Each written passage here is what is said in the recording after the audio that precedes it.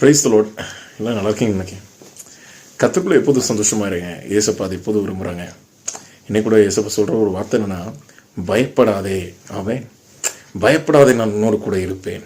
அவன் பைபிளில் கிதியோன் ஒருத்தர் கேரக்டர் இருக்குது. அந்த கிதியோன் ஆண்டவர் கூப்பிட்டு அழைக்கும் போது, மீதியானை ரட்சிக்க நான் உன்னை தெரிந்து கொண்டேன் கிதியோனே அப்படின்னு சொல்லி ஆண்டவர் கூப்பிட்டு அவர்கிட்ட பேசும்போது கிதியோன் ரொம்ப பயந்தார்.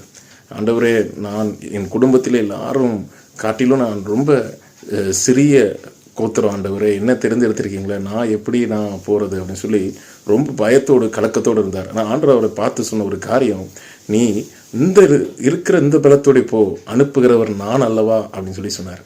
இன்றைக்கி ஒரு வேளை உங்கள் வேலையில் ஒரு காரியத்தை உங்களுக்கு முன்பாக வைத்து இதை நீங்கள் பண்ணுங்க அப்படின்னு சொல்லி கொடுக்கும்போது ஒரு வேளை நீங்கள் யோசிக்கலாம், இது நான் எப்படி நான் பண்ணுறது, இதுக்குரிய டேலண்ட், இதுக்குரிய ஸ்கில்லும் எனக்கு இல்லையே அப்படின்னு சொல்லி நீங்கள் ரொம்ப ஒரியோடு இருக்கலாம், ரொம்ப பாரத்தோடு இருக்கலாம். ஆண்டவர் நீங்கள் சொல்கிறாரு, நீ பயப்படாத, இருக்கிற இந்த பலத்தோடைய போ, அனுப்புகிறோம் நான் அல்லவா. ஆமென். அதனால் என்ன காரியம் வந்தாலும் உங்கள் முன்பாக வைத்தாலும் கர்த்தர் உங்களோடு கூட இருக்கிறார். தைரியமாக செய்யுங்க. கர்த்தர் உங்களை ஆசீர்வதிப்பாராக. God bless you.